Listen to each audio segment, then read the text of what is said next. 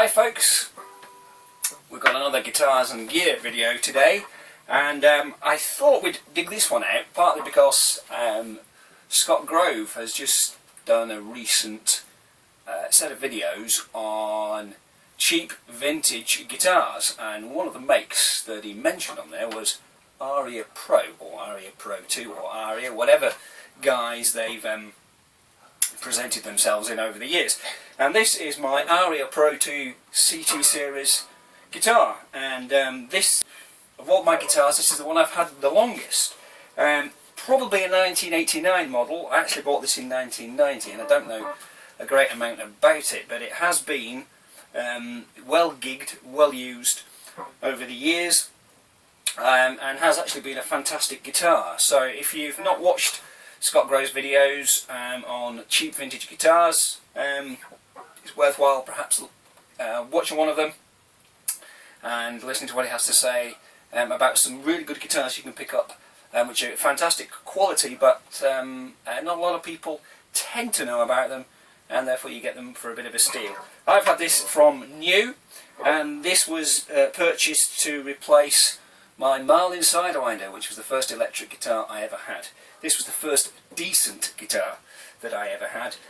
This was better than the Marlin Sidewinder in so many ways, and you can get some fantastic sounds out of it, really. And in many respects you could ask, if you've got this guitar, do you really need anything else? So obviously you've got the humbucker and two single coils, and you can run these out of phase like you can on a Strat. And this has been slightly tweaked now, it's not quite stock, but when it was stock you could split or tap this, so you have the single coil sound in the bridge position as well. This actually has a Shadow active pickup in it, the SH-EQ5, which I don't know why I went for it. I think I just liked the idea of it. It sounded pretty cool to have this onboard EQ, so you could have this pickup that could sound like any pickup you care to imagine, and it really does have some guts. I mean, if I run this passively,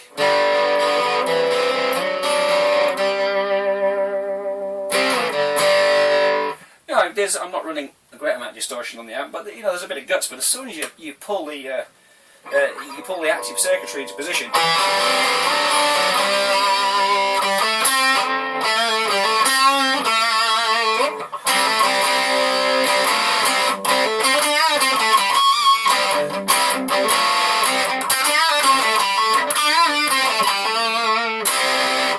if you crank up the gain a bit,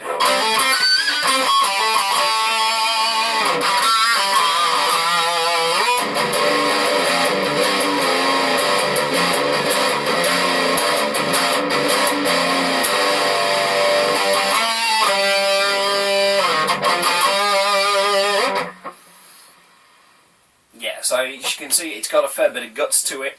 And this, if you want to know why we've got that kind of down-tuned grunt, it's because this is actually tuned to open G, which is what I tend to use this guitar for these days, hence Black Rose song at the beginning of the video. So, you know, I guess as you start to increase your guitar collection, you've got to ask the question, well, what am I going to use each one for? And maybe you don't need to answer that question. Maybe the answer is just because, and that's why we have the guitars. But I like to think that each one serves a different purpose, and this has given me an opportunity to experiment with OpenG. I say experiment because I'm not there yet, hence the playing, perhaps being a little bit stilted. It's easy to kind of do chords, but trying to remember your shapes for your scales is well, it is a little more difficult, shall we say. But you know, it allows you to get those kind of your Stones riffs as well.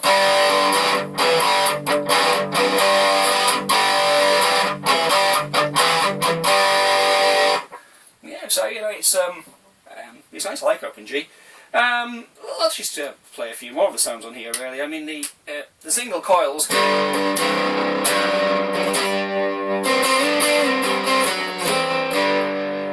Quite bassy actually. It's always been a bassy guitar, even on the single coils.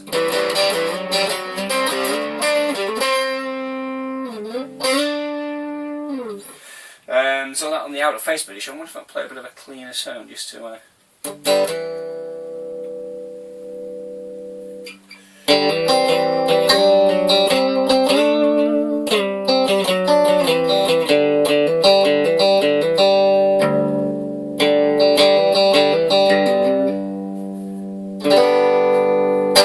needs new strings really, to be honest. So the strings are a bit dead as well, which doesn't really help. But this is one of the reasons why I wanted to go for a more traditional Strat style guitar, and the reason why I ended up with Tanglewood was because this doesn't do Strat actually. The single coils are a little bit lifeless. I mean, they're okay, but that's probably, if I have a criticism with this guitar, is the stock pickups are not excellent at all. So the best pickup in it is the active one that I've put in, and that really gives it the character, I think.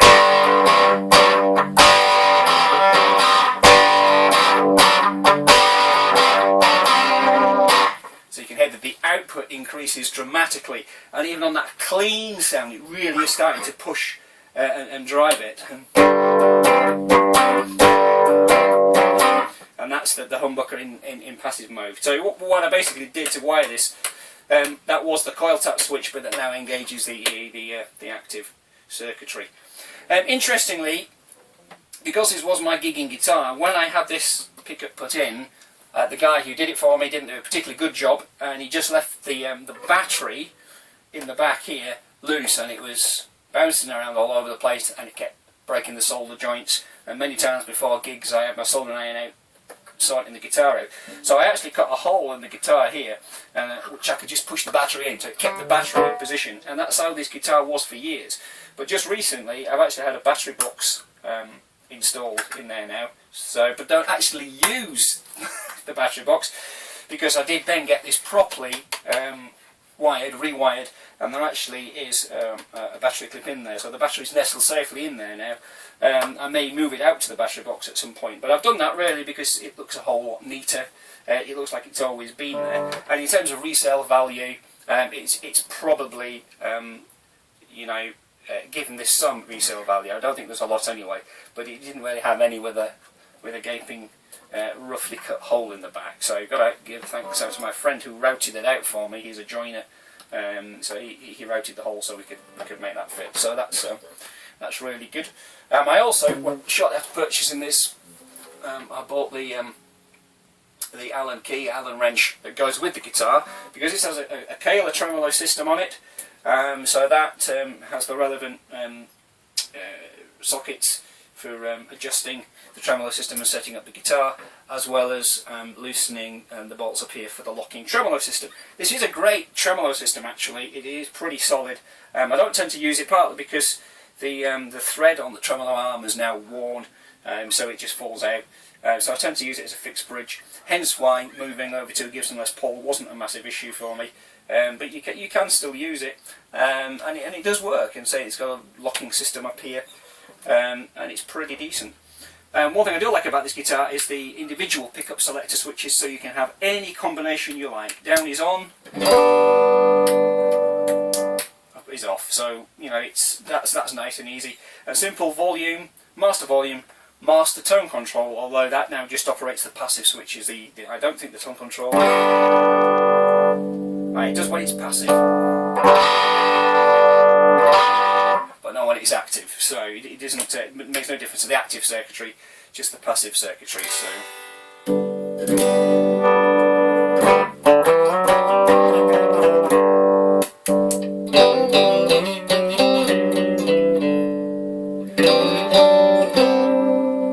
But it is a good guitar, and they're not bad purchases at all. I mean, I think I paid about £250 for this brand new in 1990.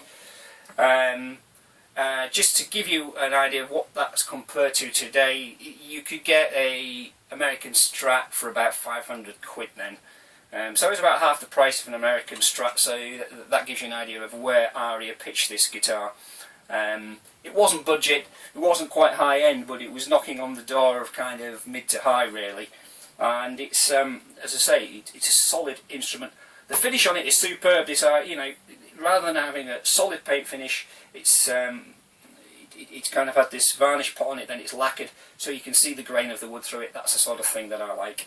I'm not too sure what the wood is. It might be basswood, to be honest with you, but I couldn't be certain. I'm assuming that the neck is maple with the rosewood fingerboard. The frets on these are absolutely beautiful. I've never really had much done to them. They've stood the test of time. They could probably do with a bit of a fretstone, but it's, you know, they haven't really worn at all, which is not bad for a guitar that's essentially 26 years old, probably. So nice neck joint on there, so it's been carved away a little bit so you can get access up to the neck. I mean, this was designed for kind of 80s rock, really, 80s shredding, so that probably gives you an idea of what I listen to and what my background is in terms of music. I don't really play it a lot these days. So that's the guitar, Aria Pro II CT series. Certainly worth a look out if you're a versatile machine, a guitar that's going to be solid, a guitar that you can have a bit of fun with. So thanks for watching this video. Thanks for listening to a middle-aged man ramble on about his favourite guitars, and you know, enjoy.